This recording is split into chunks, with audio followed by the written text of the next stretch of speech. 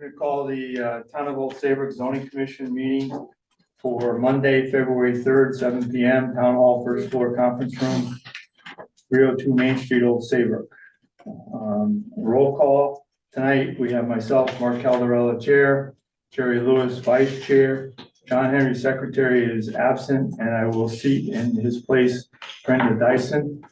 Robert Freeman, regular commission member, and Laura Gray, regular commission member online, as well as Casey Hand is online as well, and Michael Kelly, our other alternate, is here in person, as well as our clerk Joanne Galley, our CEO officer Chris Costa. We have 5 in the audience and we have 2 online. Moving on to regular business, meeting minutes from our Wednesday, January 22nd, Town Hall second floor conference room. Is there a motion? Make a motion to approve the minutes of January 2nd. Is there a second? Seconded by Brenda Dyson. Is there any discussion, corrections, additions? Not hearing any, we'll move on to a vote. All those in favor signal by saying aye. Aye. Opposed, abstains, passes 5-0-0. Thank you, Joanne, as usual, an excellent job. Any correspondence? No. Chris? Okay, moving on to discussion, update on thriving communities, transit-oriented development vision plan. Megan Joflas, Deputy Director of RiverCog. Megan, welcome. Hi, thank you. Good evening, everyone. I don't know if I am, I'm all set to share my screen. So just give me 1 second here. All right, can everyone see my screen all right? Yes. Great.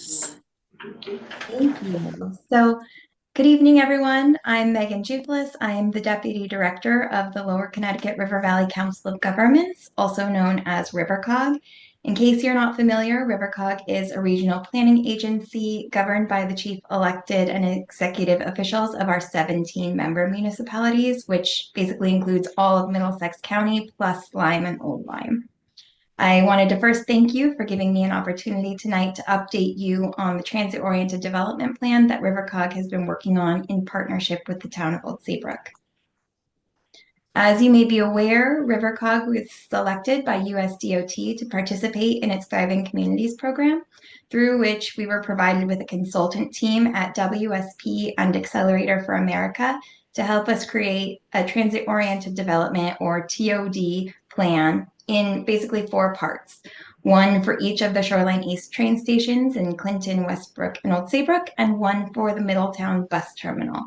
So in this effort, we've partnered with the 4 municipalities to make sure that we're capturing the unique priorities for each. The goal of the planning effort is to provide a framework for creating more vibrant, connected station hub areas. And the concept for it, which you can see on the slide in the visual, was to address the limited development capacity often due to septic constraints by encompassing 3 levels of transit-oriented development. So the first level is the transit hub in pink, which are the areas within the half-mile radius of the train station, or what you might typically think of as TOD. The second is the local destinations, which you can see in green. And these are places in the municipality that would benefit from better connectivity to the transit hub. So we knew that we might not be able to achieve the density needed to support higher frequency transit within the immediate station area, given the septic and the land constraints.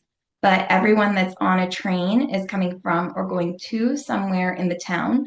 So we thought that if we expanded the TOD analysis to include these frequent destinations, and we connected those destinations to the train through more convenient multimodal connection, we could possibly increase the ridership.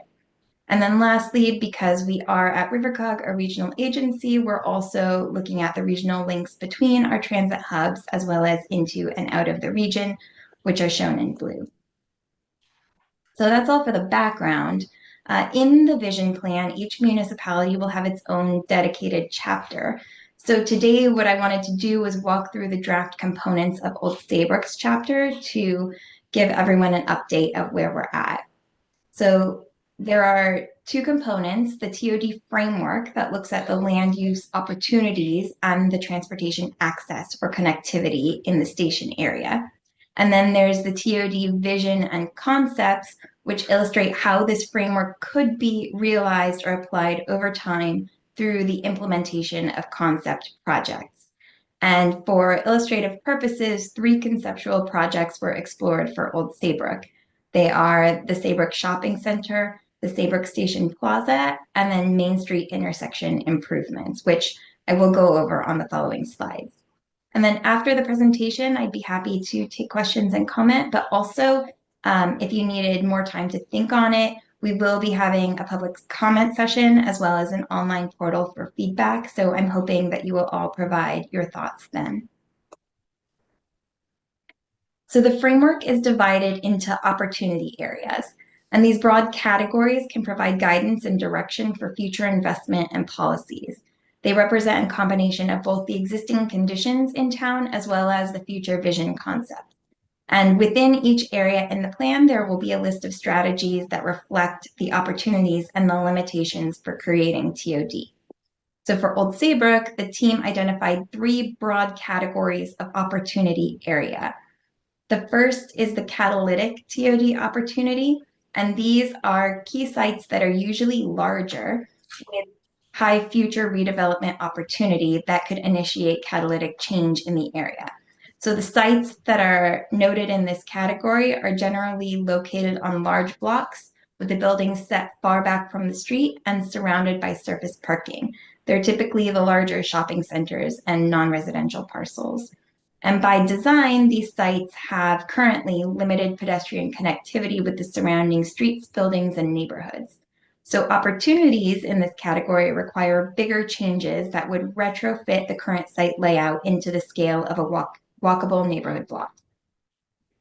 The second category is the corridor retrofit. These are smaller sites. They're typically located along arterial corridors that currently have a more suburban or strip mall style development pattern. And if redeveloped, they could transform into a more walkable and mixed use form. So in Old Saybrook, opportunities were identified along Route 1, as well as some of the perpendicular streets. Realizing opportunities in this category is going to be more challenging because it requires multiple adjacent sites to undergo redevelopment in order to achieve the goals. However, interim measures could include improving pedestrian access, safety, and comfort. And then the last category is the protect and enhance category. So these are walkable, mixed use, and typically historic areas that are to be protected and enhanced, as the name implies. So here, existing development pattern can be built upon without undergoing transformative change because the connected blocks and the grid structure is already in place. So the existing buildings tend to front the streets already, the setbacks are shallow, there are connections from the sidewalk to the front door. And the Main Street area in Old Saybrook already exhibits a lot of these qualities and already supports TOD. It has a mix of uses, it's walkable, it has street-oriented architecture, and it's pedestrian scale. So this area was identified as a protect and enhance opportunity to support and build on these assets. And this might include renovation of existing structures, small-scale infill development, enhancement of public space, and improved pedestrian and bicycle facilities. And as mentioned, the framework looks at both the land use opportunity and the access or connectivity, which you can see overlaid on the map. One of the key goals for connectivity is enhancing the connection from the station area to Main Street. Also, intersections for pedestrian and safety improvements were identified, as well as streets for improved connectivity. Main Street was also identified for pedestrian enhancements to support its position as the heart of downtown. So now getting into the concept, this graphic on the slide shows the station area as it exists today. You can see the shopping center, Saybrook Station Apartments, here's the station, Monkey Farm, and so on, the important sites. And now here's an illustrative vision of what each of those opportunity areas could look like if you combined them. So keeping in mind that this is a long-term conceptual vision, it's not blueprints for any specific development, and it's nothing that we would necessarily expect to happen in the near term. but it is an illustrative vision of potential. So this vision illustrates a reimagined catalytic TOD opportunity, exploring how large areas of parking can be strategically reimagined, using the Old Saybrook Shopping Center as an example. And placemaking at Saybrook Station area would improve wayfinding and access to and from the Shoreline East stations. And then Main Street intersection enhancements could create a safer and more inviting pedestrian experience, fostering a park once and walk environment and strengthening the connection between the Shoreline East Station and Main Street, while encouraging people to spend more time strolling Main Street and less time in their cars. Taking a closer look at each of these, we'll start with the catalytic opportunity example at the Old Saybrook Shopping Center. So due to its large size and the amount of surface parking and its proximity to the transit station, it's a high potential site. Recognizing that the shopping center is home to many businesses that cater to the daily needs of residents, the plan would envision what could be possible through an incremental approach towards creating an enhanced destination and mixed-use center. And we do this by reimagining only a portion of the surface parking lot and some of the out parcels. So the large surface parking lot could become a variety of housing sizes and types that complement the existing housing stock. For example, missing middle or townhomes or small apartments, all within walking distance to the train station and Main Street. The surface lots could be enhanced with greening and pedestrian walkways that make accessing the shops safer and also access to the station more convenient for walking and biking. That would be a phase one. And then a phase two could be a mixed use development with active and engaging ground floors along the sidewalk that would create a more inviting and interesting pedestrian experience, as well as public spaces like a neighborhood square to add an aesthetically pleasing and also sustainable green space to what was once paved. And it would also contribute to the vibrancy and the activity in the area. And these design concepts and strategies, are just illustrative. They could be applied to any catalytic TOD opportunity site.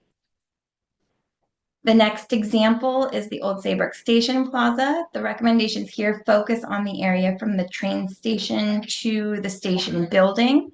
Today, the area is a popular destination for residents, and it lacks, though, usable space for pedestrians, and it has some confusing wayfinding for visitors. The Station Plaza design concept aims to create more usable public spaces and enhance wayfinding and connectivity to and from the station, as well as providing recommendations for a more welcoming and appealing public realm adjacent to the station. So here are some of those strategies you can see on the slide.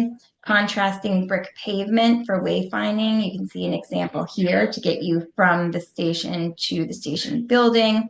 Some signage and information boards, bike share, a welcome plaza with maybe some public art. Here's an example of a potential buffer from the shops using plants to make a gentler separation between the parking and the businesses, and a station plaza that makes the station building easier to identify for visitors. And then finally, to increase connectivity between the station and Main Street, some key intersections were identified for improvement, including Main Street with Boston Post Road and Elm Street with Boston Post Road. So rethinking the intersections along Main Street could create more space for amenities, enhance the aesthetic appeal, and also make it safer and easier for pedestrians to cross from one side to the other. Here's an example of some of the types of improvements that could be recommended. Curb extensions, also known as bump outs or bulb outs, that are extensions of the sidewalk installed at crossings. This is a traffic calming measure that's used to visually and physically narrow the roadway. And also, curb extensions can increase pedestrian safety by shortening the pedestrian crossing distance between the corners at the intersection, sometimes as much as in half, making pedestrians more visible to motorists as they approach the crossing.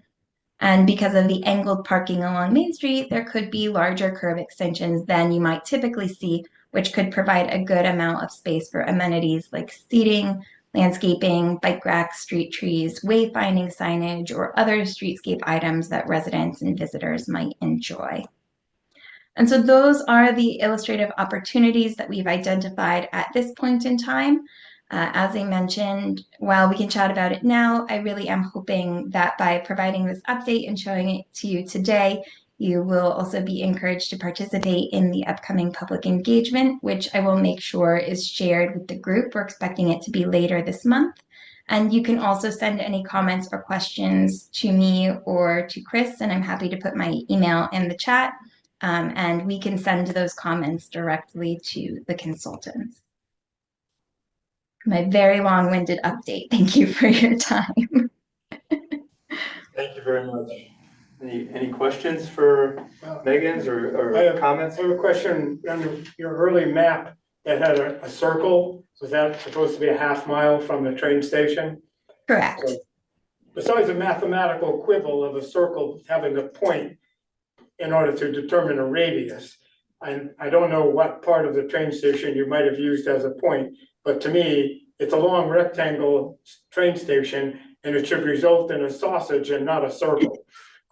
But that's just math, right?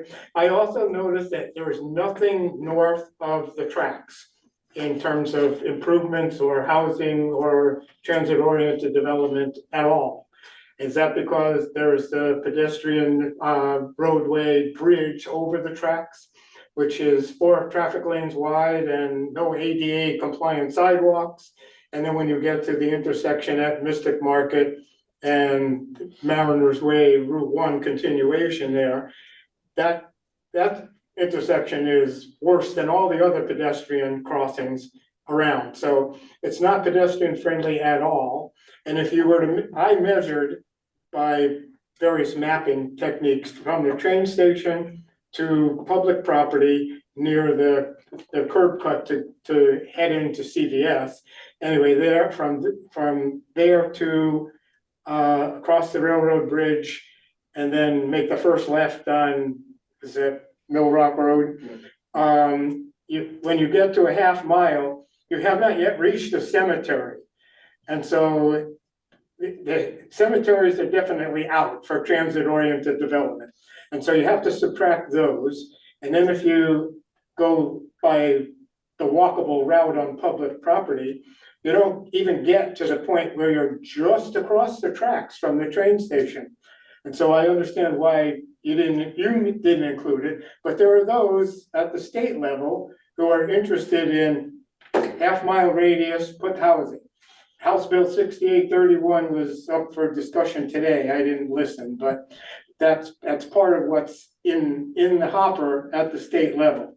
And they would put housing across the tracks, maybe next to the cemetery, maybe next to the propane storage tanks that are over there. And I happen to know from zoning that's industrial zoned property. Mm-hmm. Historically, industrial zoned properties were exempt. They did not allow for housing, any kind of dwellings in industrial property, and that was in part to protect the value of industrial properties as tax generating things for the town. And since housing was prohibited there couldn't be any. Now, if transit-oriented development from the state says put housing there and housing goes there, does 8-30G now also fit there? Because 8-30G couldn't be used in a zone where housing was prohibited. But if someone at the state level puts housing in industrial districts, is it industrial districts there and everywhere, are they subject to 8-30G applications? That's a tough question for the lawyers, right? Then with your transit-oriented improvements, and you have the shopping center singled out, these are all privately owned properties in Old Saybrook. All the properties owned by somebody. And have you contacted the property owners like Mr. Rubin regarding the shopping center and your proposals that might impact his property? So I can respond to the last part first. Has he been included in this? So we did have stakeholder meetings, not with him specifically, but with business owners and residents in the community. But I think the point is that we're not proposing any specific developments. We're talking about potential regulatory changes that would allow specific types of changes to occur on general properties. That was an illustrative example of what that might look like, but we're not proposing that someone purchase that property and redevelop it. So it's really quite hypothetical. Yes, absolutely. Right. But you have to So start somewhere. Right, but across the street from the shopping center where there's a grassy area in between Stop and Shop and Elm Street, there's a bunch of residential, single-family housing. Is that not included in the modifications? Because Lynn Street used to have some single-family dwellings, and now it has 8-30G apartments and a previous approval, but not yet under construction of more housing and housing over commercial on the Route 1 side of, that's King Street? Is that, Lynn Street? That's Lynn Street, right, so if we already have middle housing as, and technically there's small multifamily housing there, then why not include more of the single family residential properties there in that neighborhood? That would be a continuation, and if they were restricted by, of course, by soils, but also restricted by total envelope of development in terms of volume and building coverage and whatnot, those could be incremental in the sense of moving from small single-family houses to duplexes and triplexes and maybe even perfect sixes, which are mentioned in the HB 6831. But those kinds of places could be right for that kind of incremental housing expansion. And then you get to modifying the, one question specifically about the Elm Street and Main Street intersection. In order to reduce the width of the pedestrian crosswalk, there's something at the corner that had to go away. Did it reduce from 2 lanes to 1 lane on either side of Main Street? You lost parking spaces. You lost take away parking the spaces on on-street the park? out. So we have things we've inherited from the past, Mhm. which make changes for safety and improvements quite difficult. And again, it's up to the individual property owner. Because we have had in the zoning regs for years, allowing apartments over commercial in the B1 district, which is mostly along Main Street. And we only have a handful, maybe. And it's not up to us to make it happen. It's us as zoning to make it possible. And we did that years ago, and we only got 5. So zoning's not the roadblock or the bottleneck. The individual property owners have to have some action here. And of course, it's soils restricted. So we'll do what we can, but the pretty pictures aren't gonna happen soon. That is definitely recognized that it will be a process. It's just a first step in recognizing some of the opportunities. I would also like to note there are 3 other components really that will be part of the report. So there's the existing conditions that addresses a lot of the earlier points that you raised about the challenges with the half-mile radius and the north side of the station and the pedestrian access. So that will be documented in there. Hopefully having that will help in conversations with the state. I know at RiverCog, we submitted testimony regarding the bill that you mentioned that brings those kinds of concerns up about the as the crow flies half-mile radius is not necessarily the best way to measure TOD potential. That's why we were looking at the sort of hub and spoke, station to destination corridor approach instead. As far as the other sections, so we have the visions that comes at the end. That's what I wanted to show today. But we also have Nathan L. Jacobson and Associates working on a septic capacity analysis for us in the high opportunity sites. Well, deeper dive on the high opportunity sites, a higher level desktop overview of everything in the transit area for us to have a better understanding of what we might expect from soil capacity. So that might be helpful in furthering future development potential. And then the other thing that Accelerator for America is providing for us is a market analysis where they've done a lot of research with developers, a deep dive on sort of what we might expect to see be developed in Old Saybrook and how long it might take with the current churn of development projects. So that will also be a component of the plan, along with a matrix of potential action items and funding opportunities to help make those things happen. So again, admittedly, a long process starting at pie in the sky, but hopefully by getting some good ideas on paper and some of these tools, we can at least start chipping away at it. Thank you, Megan. What you presented tonight in the slides, are those available on your Rivercog site? We will make them available. Okay. All right, so we can take some time to look at it deeper in preparation. Absolutely. At the end of the month. All right, well, thank you very much for taking the time and coming and speaking with us. Thank you so much. I appreciate it. Yep, take care. Good evening. Okay, moving on to section 5, public hearings. A, petition to amend zoning regulations, add new section 63.3.1.c.3 materials in a pedestrian node. Petitioner is CF 15th North Main Street LLC. Agent Joe Wren. Action is to open public hearing, continue or close by 3/3/2025 or no later than March 9th of 2025. Mr. Wren. Good evening, everyone. Thank you. Thanks for having us. Of course, with me is Attorney Casella. Also in the audience, Jane Ellis on the left, who is the executive chairman. Is that close enough? Executive director. Okay, executive director of Connecticut Cancer Foundation at 15 North Main Street. And then next to her to the right is Rich Sosimo and his wife Val, who own Costa Beach. So they're all with us tonight, so no one else in the audience. There is someone on Zoom who would like to speak at the end, Tim Haviland, so if he could be upgraded at the appropriate time, that would be great as well.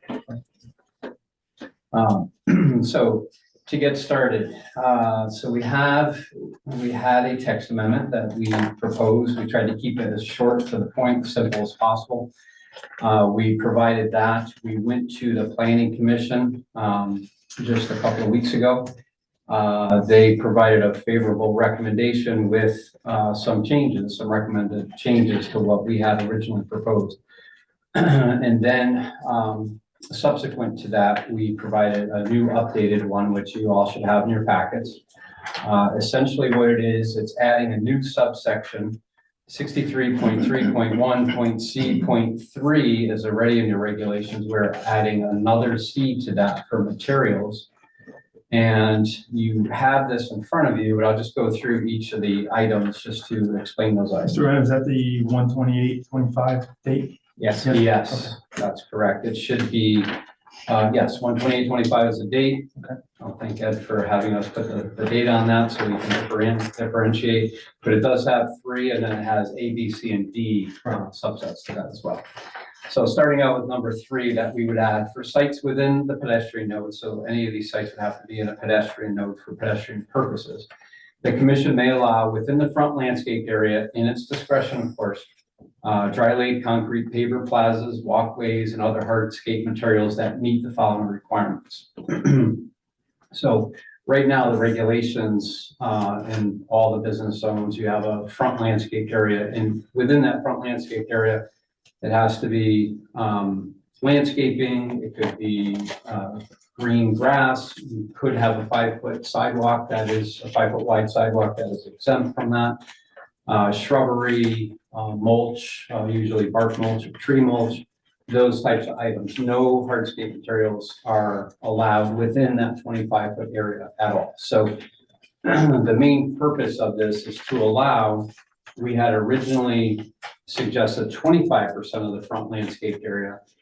Planning asked us to reduce that to 20%, so that's now part of this, and we'll go through that subsection in here. And they also, we discussed having a floor, so if you have somewhere that has 300 square feet of, or 300 linear feet of frontage, 25-foot setbacks, they have 7,500 feet. We didn't want thousands of square feet of hardscape within the landscape area. So they, we talked about a floor and we started at, I believe it was 1,000 square feet, and that was reduced to 500 square feet. So each of those sub items, A is that any hardscape area that would be allowed under this new regulation would have a direct connection to a public sidewalk.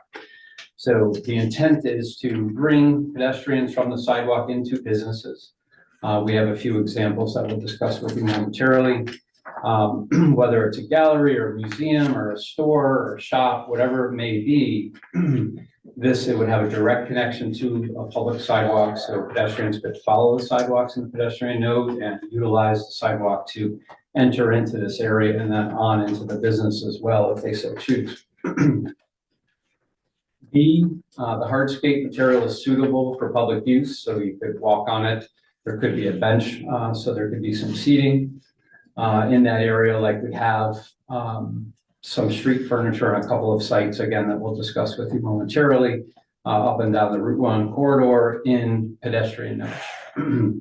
C, the landscape area will be, or excuse me, the hardscape area will be permanently available for public use as authorized under an easement recorded on the land record. So this was added, this came up during planning commission as a discussion point.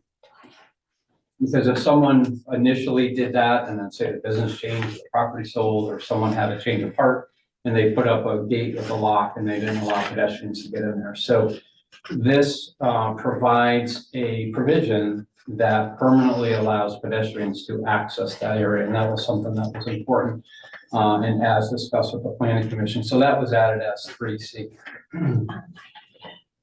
And finally, 3D. The hardscape area will not exceed, this is what I mentioned earlier, we had 25%, that was reduced to 20%, or a floor of 500 square feet, whichever is less. So if we have 10,000 square feet of front landscape area, we're still limited to the 500 square feet, no more than that, even though the 20% would allow you to have 2,000 square feet. It's limited to the 500 square feet of the front landscape area. Now, there are several sites in town, some developed a long time ago, some developed in recent years, that this regulation, by adopting this in the zoning regulations, would actually make those properties either fully conforming or more conforming to your regulations. There are a few sites that we can share with you, and again, these aren't all the sites by any stretch, these are just a few that we brought up, and I will pass these around. So the first one is 1667 Boston Post Road, which is Wayback Burgers. That's in the B4 zone. Wayback Burgers is a corner kind of liner building on that intersection, but they have a concrete dining patio right up close to the road there, fully within a 25-foot landscape buffer. That area is about 330 square feet estimated. So forth. So that's one site, just as an example. With this adoption of this regulation, it would make that site conforming or more conforming. Second site is, I believe it's 929 and 923 Boston Post Road. That's where the old bowling alley was. It's currently a Dunkin' Donuts drive-through and Agway. Out in front of there are 4 areas that have concrete pads with benches on them. So connection to a public sidewalk, there are benches for pedestrians to rest and watch traffic. But again, they're concrete hardscape areas within the front landscape area. This next picture is also 923 and 929. And you can see 2 additional concrete pads. So on that site, there's 300 feet of frontage. But there's about, I believe the number was 412 square feet of hardscape within the 25-foot front landscape area. Now the next one, I have several of these, so we can put a couple on each side. This is 15 North Main Street, which we all know it as Connecticut Cancer Foundation, used to be Connecticut Sports Foundation. Here about. There are two pictures there. These are from last September. They're Google Street View images. And it gives you two, one closer and one zoomed out view. And they have a paver area. It's an ornamental plaza, pedestrian plaza, whatever you'd like to call it. They also have their main sidewalk is 6 feet wide versus the exempt 5 feet wide. So they have a total of 438 square feet within the 25-foot front landscape area. And having this regulation adopted would also make this site conforming to the zoning regulations as well. Now, again, there are admittedly many other sites, but these three we thought of right away, and we didn't want to come in and discuss 30 sites. We know that there are other sites, but these are three that have popped in our minds and that we wanted to discuss with you at the same time. So why it's important that Jane Ellis, the Executive Director from the Cancer Foundation, is here with us tonight, and she's the applicant to this, is I know some of you have been on the board for many years and you know the history, but it's important because she's the applicant and this would make her property conform. So just briefly, I don't want to take a lot of your time. Ed's been here, I've been here, we've talked to some of you on different modes of trying to make something work for the Cancer Foundation. That's 501c nonprofit 501c3 that help many cancer patients every year. So the very short brief history of this is we came into you, you all remember that the grouse perch was there that had burned, the property was disheveled for a few years. The Cancer Foundation was looking at another site south of Route 1 and that didn't pan out. And then this site became available and they looked at the site and they purchased it to utilize the historic home on site, but expand it and create a gallery space. Jane's husband, John, was a Major League Baseball player who was stricken with cancer in his 30s. I believe that was lymphoma. And since then, he started the foundation, Connecticut Sports Foundation. This is their 37th or 39th, 38th year this year. So it's been ongoing every single year. They have a large dinner at one of the casinos every year, and they invite Major League Baseball players, former and current, to generate funds. And all those funds go to running the 501c3 and providing, Jane could tell you a million stories, but it's not really subject to the application, but many cancer patients, young and old, and their families all year long. So that's their purpose and that's what they do. So we had come in for the site development. We got plans approved. They built a beautiful building. I invite all of you to go in. It's very beautiful inside. Art gallery space, very nice feature for our community. And after the building was going up and they were starting to do the landscaping, a very generous landscaping company called Torres and Stone and Garden, they came down and they offered to do the walkways and the hardscape work at no charge to the 501c3. So it wasn't on our original site plan. They created some beautiful paver walkways, and out in front of the building, as you can see in those pictures, they built a paver, dry laid paver patio, which is it's in the shape of a very miniature small baseball diamond because of John Ellis's history with baseball. And all the paver bricks on there, the intent, I believe 25% of them as of today are printed. But folks can come in and either in memoriam or to generate funds for the 501c3, they print the names of patients or families in memory of, print their names on these cancer bricks. So they did that after the fact. It was not on our site plan, on our special exceptions site plan that we brought to you. So we came back in under the old regulations. that have been updated since, and we asked for a modification of that special exception. There were 3 or 4 items on that modification, and this commission, zoning commission, granted all of them except to retain the pavers that were installed pro bono by the landscaper at the time. So then a decision was made to go to zoning board of appeals to get a variance, which we did successfully. We got a unanimous vote and approval from ZBA. But the zoning board, just to bring everybody up to speed who wasn't here at the time, sued ZBA for that decision, and that decision by ZBA was overturned. The judge disagreed that it met the regulations and that there was insufficient hardship, correct, in that case. There was some discussion with the judge over time, and nothing really ever came to fruition. So here we are now, several years later. We had COVID and lots of delays and so forth. Last December, the Cancer Foundation received a letter from zoning saying this has been going on for some time. We just need to resolve the matter. So what we decided to do is look at other properties, so it wasn't favoring or benefiting one property. How could we come up with a text amendment that would allow, very beautiful properties? We wish more properties would be developed like this in our town.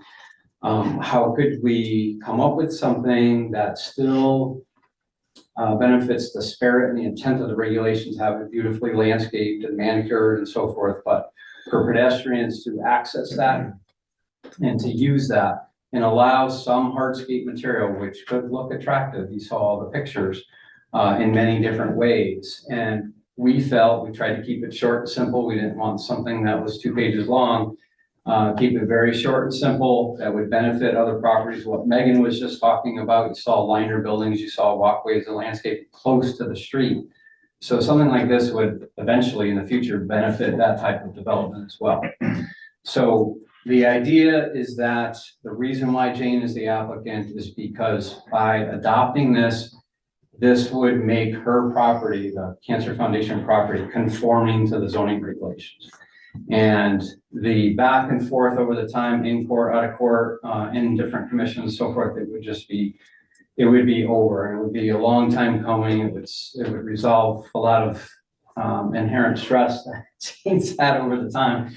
And me too, I always took this to heart personally, and I know that Ed has too, because we just feel that it's right and it's correct. So one last thing I wanted to mention before I get into the petition is when we first came through, there was the intent of the regulation is just to have 25 feet of street greenery, landscaping, and natural mulch materials and so forth. But in that regulation, it did discuss allowing or exempting a term ornamental plazas, but in those regulations, ornamental plaza wasn't defined. So there was some discussion of what is an ornamental plaza and is that what we're proposing? But the zoning commission at the time felt that it didn't meet that regulation and there shouldn't be anything in there other than landscaping. So again, we tried to make this as amicable as possible, bringing other sites into conformance or into more conformance. If someone is 550 square feet right now, well, it brings them closer to conformance. And the planning commission, with those adjustments that we discussed before, they were in agreement and they provided a favorable recommendation. Now, lastly, we have a petition that was created. There are 38 residents and business owners of the town of Old Saybrook on here. There could be more if it was made publicly available. There's no opposition that we know of, but this can be entered into the record. There are 38 signatures of current business owners and residents supporting this, not only for that property, but town-wide in creating these pedestrian places within the pedestrian node. So with that, I believe Ed has a few notes, and then Mr. Howland would like to speak as well. Thank you. Yeah, and I'll keep it big picture as well without going into the history. I know I've Thank you. done that enough. But I want the commission to think about this regulation from a policy perspective, because right now you have a front landscaped area in the B2 and the B4 is 25 feet, and then the B1 is 10 feet. And there are 0 exceptions except for walkways under the regulations, 5-foot walkway max, right? So the reason we pointed out the Dunkin' Donuts property and the Wayback property, Wayback was approved 2013, and that entire seating plaza is on private property. Dunkin' Donuts was approved in 2018, and those little rectangle seating plazas are on private property. So those are the type of streetscape improvements which actually aren't allowed right now in Old Saybrook. So that's the policy question you need to answer. We understand front landscaped areas, understand buffers, but what do you want? A front landscaped area with 0 exceptions for seating areas? We just spent 15 minutes going through a plan talking about trying to make areas in town, particularly commercial areas, more walkable and more aesthetically appealing from a walkability perspective by adding streetscape improvements. Streetscape improvements can be done within the DOT right of way under the regs. Once you cross over the property line, nothing is allowed except for green. Think about this, on Main Street, once you get on the property, nothing except for green is allowed except for 10 feet. So all those nice seating areas on Main Street are non-conforming. And yes, of course they were built up over time, but I think we all like that, right? And even on Route 1, the town's invested a lot of money in creating sidewalks on Route 1. And now you're giving property owners the opportunity to add to those sidewalks to create publicly available spaces. In the text that we're proposing, any hardscape has to be publicly available. So that's a requirement. So you can't just do it to put an employee patio in the front or dining in the front. You need to have it publicly available and have an easement recorded. So that's the big picture policy question for this regulation. Do you want a regulation which allows 0 flexibility except for 5-foot walkways? Or do you want to add a little bit of flexibility to add hardscape improvements within that front landscaped area? This regulation, like I said, will actually bring those 2 properties into conformity. It'll bring 923 Boston Post Road, Dunkin' Donuts, Smithland, and it'll bring the not Max's Place, West Marine development, the Jake's Wayback Burger. I don't think anybody drives by, looks at those and says, that's awful. So this gives developers an opportunity at your discretion, right? To create more of these things, which will then just make people feel more comfortable walking down the sidewalks. I think, we all probably thought 15 years ago, who's gonna walk down Main Street or Route 1? But the more you develop and the more you allow property owners to develop improvements that make it more aesthetically pleasing, people are gonna walk. The Planning Commission, we did go to the Planning Commission, Joe referenced it. And under the POCD, there are specific provisions that they referenced, policy 1, policy 2, policy 3 on page 70, that all talk about strengthening business sectors, Route 1 corridor. Champion complete street improvements to improve walkability and aesthetics of Route 1 to promote economic benefits of streets that serve pedestrians, bicyclists, transit riders, and motorists. This is in the Plan of Conservation and Development that gives this commission guidance as to how it can use its regulatory abilities moving forward. So I think that's what we're asking the commission to do, is to make the decision here that, okay, we'll allow limited hardscape for specific purposes within those front landscaped areas. That's what this regulation does. Thank you. Is your presentation complete? Yeah, just one clarification, and Ed had mentioned it, and I touched on it, but it would have the discretion of, since it's everything in the pedestrian node is special exception, right? So the ARB would have discretion if someone proposed something, put it on paper under this regulation. the planning commission, if it got referred to PC, they would have some say on it if they wanted it laid out a certain way, or if they didn't think 500 square feet was appropriate in that, they could ask for less. It's just a, it's a maximum requirement. And then finally, it comes to this board, and you have say in it. So it's not really like a blanket approval that everybody gets 20% or 500 square feet, how it is. You may want it curvilinear instead of rectangular or something. So this board will have say in how it looks and how it's being proposed. But these examples that we provided to you are, how something can be done appropriately and look nice at the same time. And I do have one more thing, and I'm gonna go against what I said earlier and not talk big picture. But the part of the reason for this baseball diamond was to sell donor bricks. I don't think we've mentioned that. I know the commission probably knows this, but many donor bricks have been sold. So obviously they want to retain those donor bricks. They can retain them in this area, call it a Memorial Plaza, have direct connection. There's a direct connection from the sidewalk, have seating areas, that would all be back before you, but that's our hope, is to be able to retain that for the Ellis's. And I think this is a cost thing for them. And I think from the beginning, neither Joe or I have charged for any of the local work that we've done. And it's been a lot. We've done a lot of local work, starting with P&Z, ZBA, coming to you a few times, zero. So we're not here making money on this. We're here trying to support them to be able to allow them to, focus their money on where it should go, which is, it's creating a cure for cancer. Okay. Thank you. Anyone else on your team to speak? Anybody like saying? Are they're part of the public, or are they on your team? Just for clarity, for record, that's all. Kind of both. Okay, Yeah. so since this is a public hearing, we'll open up to any comments either from the floor or online for or against this application. And if you could identify yourself for the record, please. My name is Rich Sursasimo. I own Pasta Vida in Old Saybrook. I'm also the vice chairman of the Connecticut Cancer Foundation. It's a wonderful organization, as I'm sure most of you in this room know.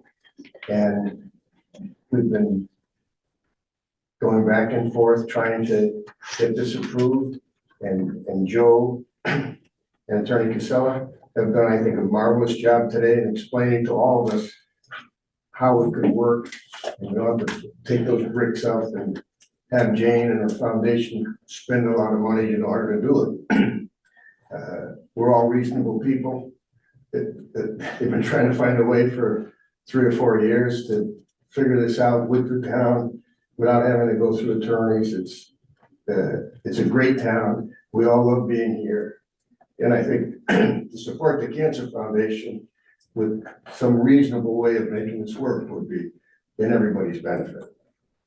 Thank you. Anyone online, raise their hand, please. Wishing to speak in favor or in opposition to it? Tim? Tim? Tim.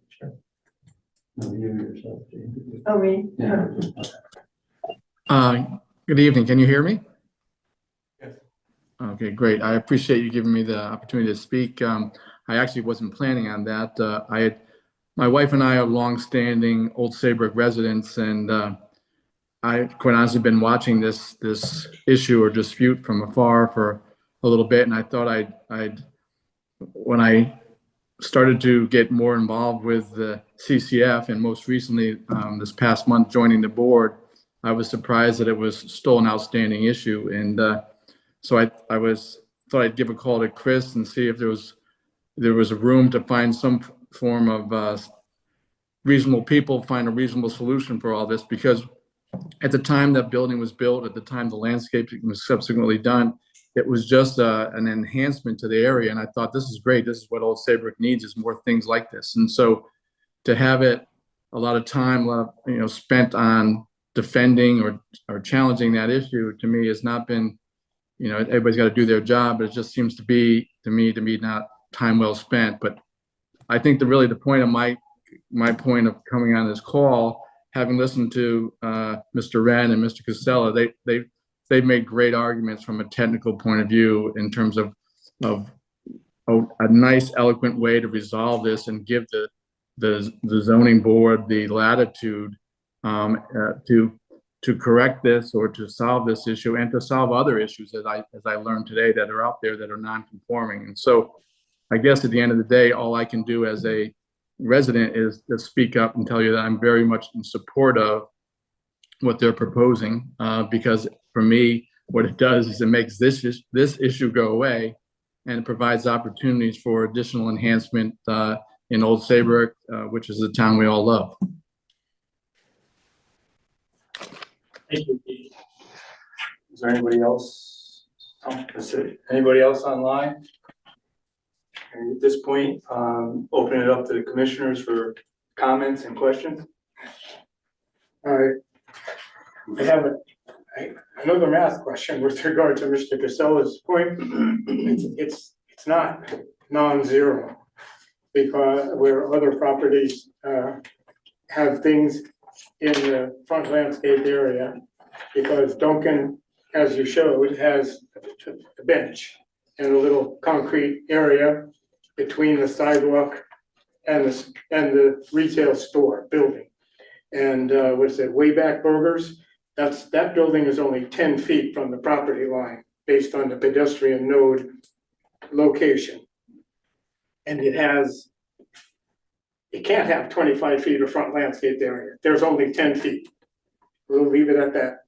And so where you can have 25 feet of landscaped area, you're supposed to have 25 feet of landscaped area, except as stated in section 68.1.3.3, sidewalk or path. Any development may make use of its proximity to a public sidewalk or its own on-site paths to create an outdoor space by bumping out a space of not less than 18 square feet on either side of the walkway, such as for a bench or picnic table.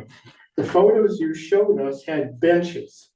I didn't see any picnic tables. Did I miss one? But they may have availed themselves of 68.1.3.3, and therefore it's not zero.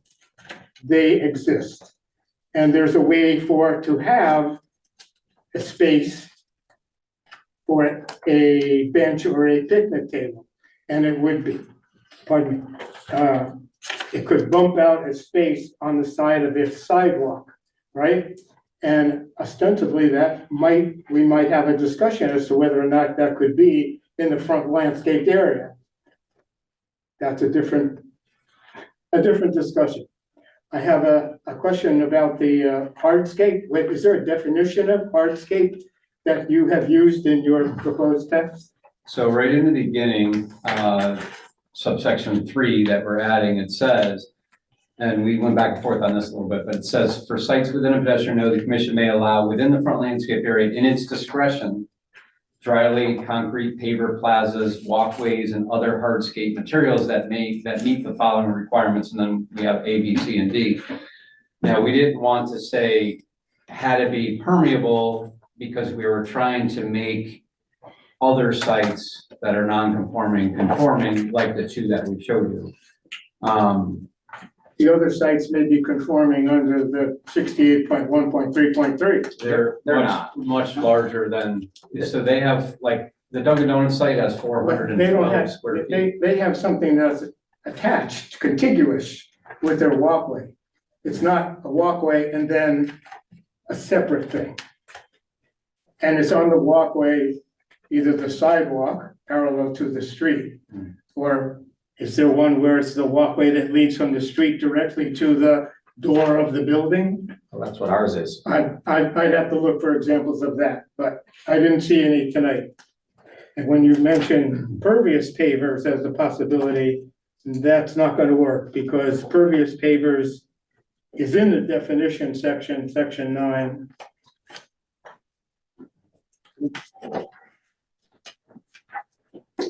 I'm sorry, permeable paving materials is in the section 9. Materials that are alternatives to conventional pavement surfaces and are designed to increase infiltration and reduce stormwater runoff and pollutant loads. Example materials can be found in the Connecticut Stormwater Quality Manual. And then in italics, permeable paving materials are not landscaping. And therefore permeable paving materials would not qualify to be in the front landscape area because they are not landscape by definition. That's why we have this added subsection to allow up to And so 500 square feet. so what you're proposing would be hardscape in terms of impermeable? No, It doesn't specify whether permeable or, I mean, what we have is their pavers and their dry lanes, so the water can go off the edges. So they're permeable? The paver The pavers itself. are impermeable, but the spaces in between are permeable, Correct. which would make it a permeable paving material, Okay. which is not landscaping. neither is concrete, Right. which is what they have outside No, of so Dunkin' what Donuts I'm and getting NJ. at is what you've done already in the case of 15 North Main is there is something there which is not landscaping, which was put in the landscape. Correct. That's why we're landscape here. area. That's why we're here. Well, no, you're here for a variety of reasons, including the court decision regarding the previous applications. Yeah. And the appeal of the ZBA's granting a variance, and the court decision came down. And the judge ruled that the zoning commission's review process would become total chaos if a developer were allowed to deviate from an approved site or building plan and construct whatever they wish. And then when a modification is denied, seek a variance from the ZBA to keep the offending site or building feature. Property owners who desire to construct certain things on their property have the right to seek their approval by the zoning commission and make their case as to why the application should be approved. If they fail to gain approval for what they seek, they have the option of appealing to the Superior Court if they feel the commission has acted contrary to the law. That's their remedy. The remedy is not to build what they wish in violation of a commission approval and then roll the dice at the ZBA because they have some claim of beneficial use of the site or building feature for which they never got an approval before it was built. And is this another roll of the dice? This is We have not, yet another application before the zoning commission in order to allow for the possibility of approving and under a new site plan or special exception application, whatever is required, to allow for something which has previously been installed without permission. yeah, we understand the court's decision. They didn't appeal it. They're bound by it. We understand that. This is an opportunity, which is the next step, coming to the commission, this commission seeking a text amendment, which admittedly will allow this and the other ones that we don't believe meet the 18 square foot in your regulation. So there are several examples within the last 10 years of other developments that have Well, I been don't built. think the other ones that you might cite as examples were installed without permission They, and thereafter had variance applications, were they? no, of course not. No, so this is different. It's not the same. But the bigger picture question is, do you want property owners moving forward? And if your answer is no, that's fine. But do you want property owners moving forward to be able to install streetscape improvements more than 18 square feet on their property? It's That- not- that's no, no, all no, that that no, allows. No, I think. Walkways You and may 18 have square feet. misread that, because 68.1.3.3, any development may make use of its proximity to a public sidewalk or its own on-site paths to Yeah. create an outdoor space by bumping out a space of not less than 18 square Okay. feet. It could be more than 18 square feet. So the opportunity to provide for public pedestrian resting places, benches, or picnic tables or whatever is already there, greater than 18 So square feet. one of the frustrating things is, that's what we have here. We have that on this site. It's coming off of the sidewalk, which runs from the, You can get to it Street- directly from the street? no, It you doesn't can appear get, that, you it can doesn't appear that way here. You have to go from the street toward the door on the walkway. and then turn. That's what the And there's regulation says. no direct connection to the street. Read the regulation one more time. Right, it can be from a sidewalk. Correct. All right, so under that interpretation, you have something which might have already been allowed, except for the fact that it was not part of your special exception Understood. and all that procedure. And that's why we've and gone through that all, stuff that that's was why before. we've gone through all these steps. So basically, you don't need a new text amendment. You could just reapply for a site plan. We've done it twice and been denied, No, so. no, you didn't you didn't specify that you were applying using 68.1.3.3. So is that what we should do?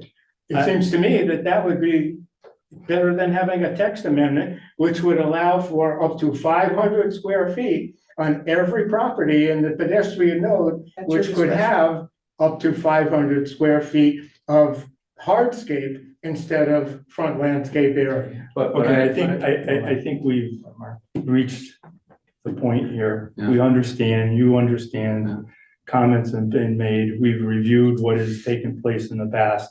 We're here tonight based on your text amendment application. And I thought limited to the text amendment here limited to the today. text My impression application. is it's not necessary. Any other commissioners wish to comment or have questions? Laura or Casey? Any questions or comments? Okay, not seeing any or hearing any? I'm sorry, who raised their hand? No. No, No? I don't have any. So just some housekeeping, since these exhibits were just submitted, the voting members online, I just want to make sure you had an opportunity and could see them. I can see it. I showed them all before, I just want to make Sure. sure, since you haven't, I just want to make sure you've had an opportunity. So there were photos of the Dunkin' Donuts, the Way Back, the Agway, and 2 of the Cancer Foundation. The other exhibit that was just received that unfortunately I can't share was a petition to amend the, I'm sorry, not a petition about the petition to amend the zoning regulations, which I'm gonna read to you since you didn't have the opportunity to review this. I wanna just make sure that anyone who is on the zoning commission who is not here has heard Yes. what this is said. So. Is this from Rivercog? No, No. this is a petition that was received tonight. On the opposite. So I Oh, just okay. wanna- all voting members have heard what this says, just so that you have had an opportunity. Okay. So brick pavers were installed within the front yard of our property towards the end of the site pro bono in 2017. Since this was not included in the original town approvals, the Connecticut Cancer Foundation attempted a site plan modification, but Old Saybrook zoning did not approve. We received a variance for the zoning board of appeals, but a judge overturned that approval, and now years later, Cancer Foundation has an order from the town to remove the pavers. The pavers are used as donor bricks to raise funds for cancer patients. This amendment would allow the Cancer Foundation to keep the donor bricks as is with no charge and to avoid the cost of the paver relocation estimated at $5,500. We are simply asking that the town amend the zoning regulations to allow any property within a pedestrian node to include up to 25 pavers, hardscape with the front landscape area. At present, 0 is allowed in the B2 where our building is located. This amendment would allow CCF to keep and maintain the front pavers and walkways in their present condition. This would also bring other nonconformity properties into or closer to conformance. At its January 15th meeting, the Old Saybrook Planning Commission found the proposed text amendment with some appropriate modifications is consistent with the plan of development and provided a unanimous favorable recommendation to the commission. We, the undersigned business owners of Old Saybrook, support this amendment. And this first page, we have 8 residents. Second page, 1 additional, which would make 9. This also has an email from Lori Goldsmith to Jane Ellis dated January 28th. Dear Jane, attached, please find a spreadsheet signed by residents of Fenwick who are in support of a petition to amend the regulations. Lori Goldsmith. On that next page, there are 21 names and emails than what I read before initially. And the initial, we had the undersign.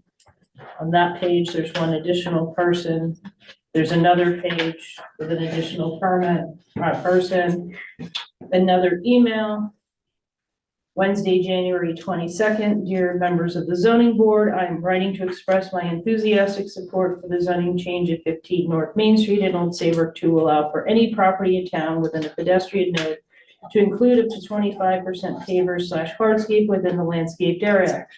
As a resident, I believe this change aligns perfectly with our existing town character. Additionally, the new guidelines for B2 zoning will ensure that any future construction seamlessly integrates into the existing architecture. I strongly encourage the town zoning board to approve the change that presents a positive opportunity to enhance our community and continue to attract people to town. Sincerely, Robert and Tamara Laurie. Next page. Hi Jane, I am reaching to add my name to the list of support, keeping your paving stones with donor names on them. Lori Goldsmith was kind enough to send a document, but I wasn't able to add my name. If you need me to stop by in person, I'd be happy to do so. Best of luck, Kim Gilmore. Next one, I support the bill, and you can add my name to the sheet, Jackie Gaza. I am a full supporter of your brick pavers where they are. Thank you for the good that you do. And Pulver. And there's another page, Jack Ozick. He goes on to sign it, the second page. I just want to make sure that everybody who is here has had an opportunity to see these exhibits. Is there anything else you would like to see online as voting members online? Or Laura? You're Casey. muted. No, nothing else. No, I'm good. Thank you. okay, so just to go on with some housekeeping, we did send out our referral letters. We have heard back from Westbrook, Essex, and Old Lyme, who have no comments. We have not heard from Harbor Management, but I assume this really doesn't have anything to do with harbor-related issues, so I don't expect a response. The Planning Commission, we did reference that referral. The response was sent to you on January 24th. And you did get a response from the Gateway Commission. At this time, I don't expect you'll be receiving any additional responses. I just wanted to make sure those were all updated for the record. Thank you.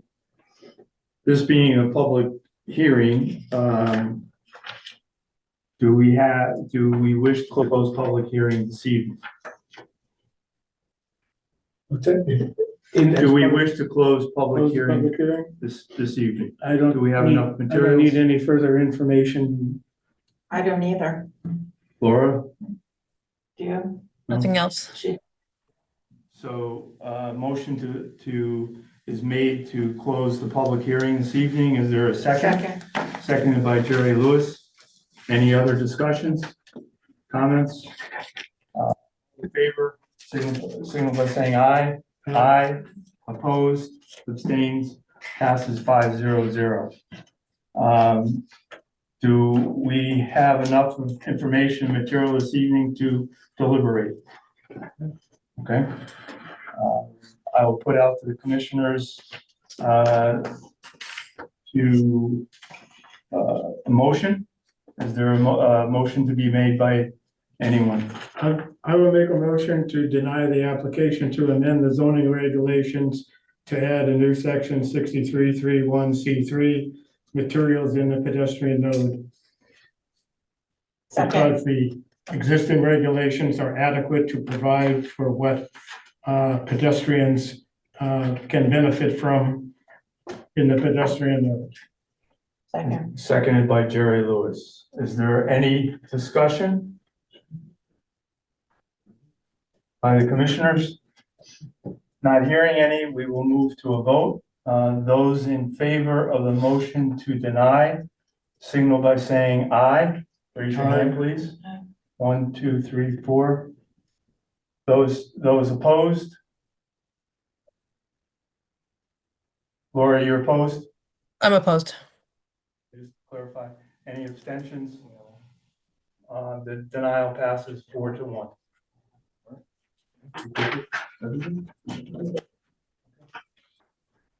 Thank you.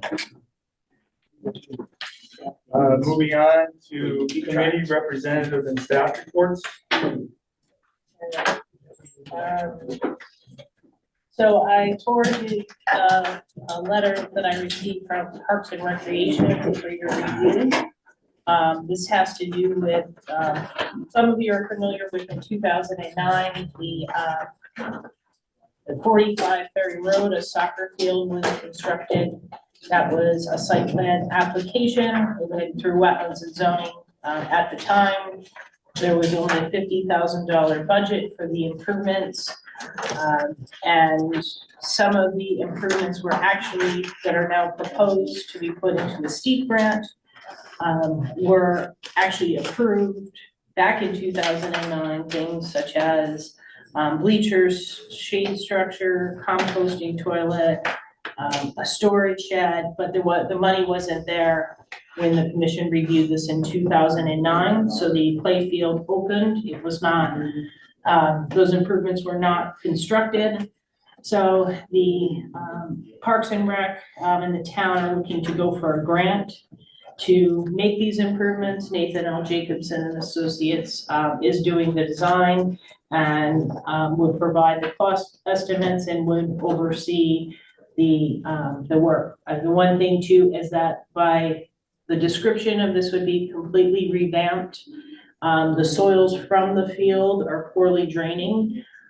So they would all be removed and replaced. For some of you who were on the commission then, the property was purchased by the town for $1. The town partnered with the Hope Partnership, and there were some environmental issues there, and I suspect that the soil is poorly draining because at the time it was part of the remediation effort, and it's just not good for playfields. Yeah. So the question from Parks and Rec, the director, Ray Allen, is how to go through and permit this, and could it be something handled administratively? You've already reviewed this once as a site plan review. It was not a special exception. So that's what the question is here. So it's questionable, basically, could you handle administratively versus an application before the commission? Correct. They'd like to get an approval in place before they go for the grant. I think it's unlikely it will get to this commission before. I'm not trying, no one's trying to rush you either into a decision one way or the other. But that's their intent. You looked at all of the conditions of approval that were part of the original 8-30G application with the playing fields? So the playing fields, I didn't look at the 830G specific conditions, but I kind of looked at the playing field section, not the 830G. There would be some improvements in a number of the things that were on the original field would be allowed. So the bleachers were never built, the toilet was never built, the shade structures were never built, so they were approved as part of the original approval? the only thing that was not on there was the scoreboard, which they would like to add if they receive the grant, which they would need to go to architectural review and go from that route. So I think the biggest thing would be the revamping of the soil, which would be the focus, review of the town engineer. I say Chris can handle it administratively, because I know about it. And she, I mean, we've already, I don't know, did they ever come before us to talk, or?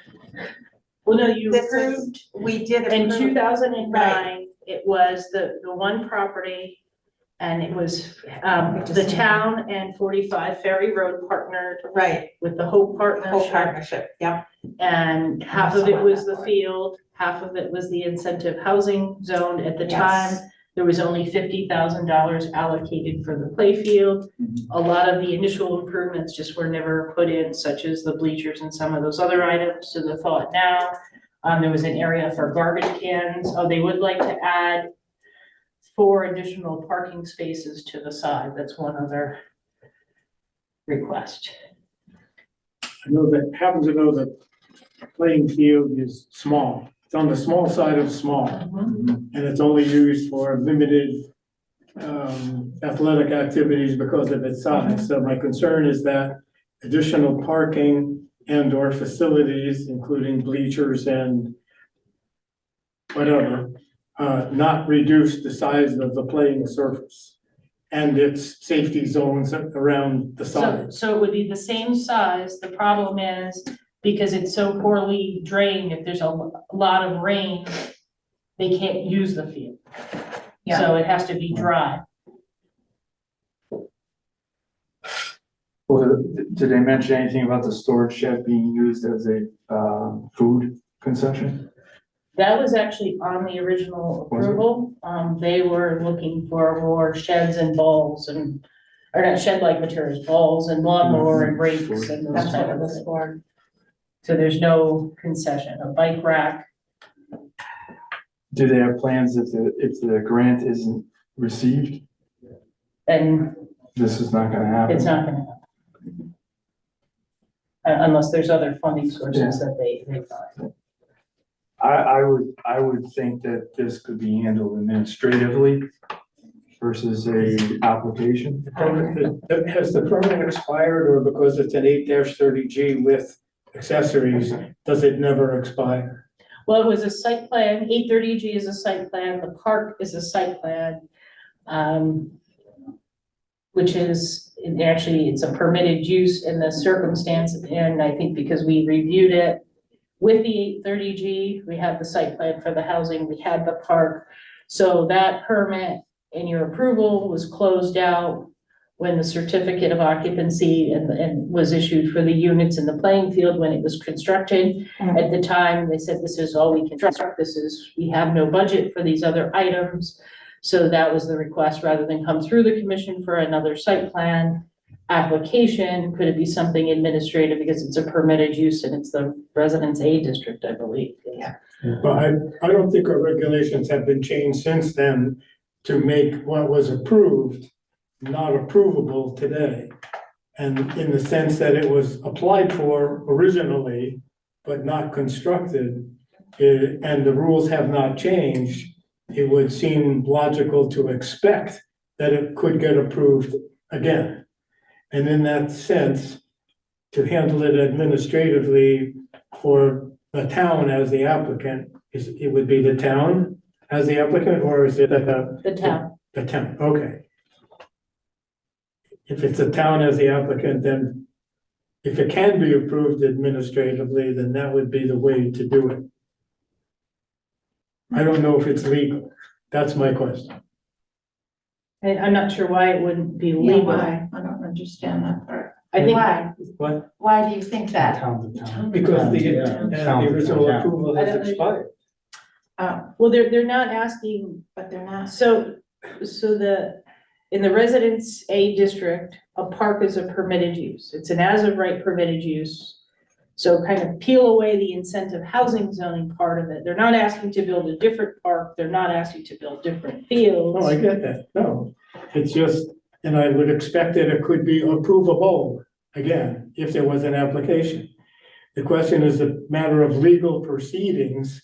Is it okay to approve something to be built that was previously approved after the application expired? So they're asking for a new permit. They're seeking a new permit. Oh, a new permit, so. And what the question Alright, is for the rain garden, the shed, Right. the compost toilet, the bleachers, the shade structures, the pad for the bike rack, and the parking lot garbage area, which were not constructed. Could they do that administratively, or do you want a Right, full so, review? well, let me rephrase my question. Have you ever approved for such things administratively without them coming to the commission. Yes, with the permission of the commission. So in the past, we've had different parks where we said, Park X would like a 10 by 12 shed. Do you need to see this as a full site plan, or is it something that's minor that could be handled? If it's plausible to do it that way, then I think it should be done that way. Agree. I'm just trying to make sure that we're I hear you. doing things Can you legally. hear us? Okay, good. Okay, I think that's about it. Really? There's a motion to adjourn by Jerry Lewis, seconded by Bob Freeman. Any discussion? All in favor, signify by saying aye. Aye. Passes 500.